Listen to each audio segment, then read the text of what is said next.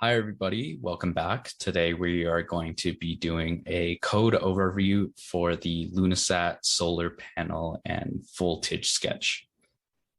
So the first thing you're going to want to do is access the file we will be using, which will be the Lunasat underscore solar panel underscore voltage file, which can be found under module sketches. This sketch reads the voltage across the solar panel and prints it to the serial monitor. The loop function within this file calls the analog read function, converts the analog reading to a voltage, and then prints out that voltage to the serial monitor. Feel free to open up the code and follow along as we go. Moving into the first part of our file is the setup function. So the setup function is typically where we use commands that will be executed just once before the loop function.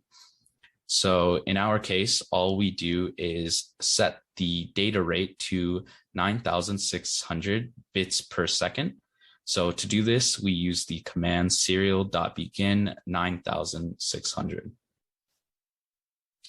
Once we've successfully set up our setup function, we can move into our loop function. So our loop function is where code is executed multiple times.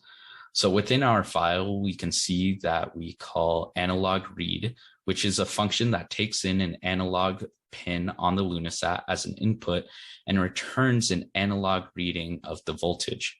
So these values typically range from 0 to 1023, and they are stored in a variable called solar cell reading. Once we've done this, we can convert it to volts by using a constant, and this will give us a value between 0 and 3.3 volts.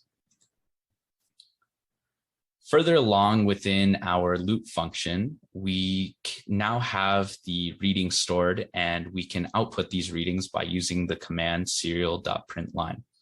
So to do this, call serial.println with the input of voltage, and this will output our voltage readings to the serial monitor.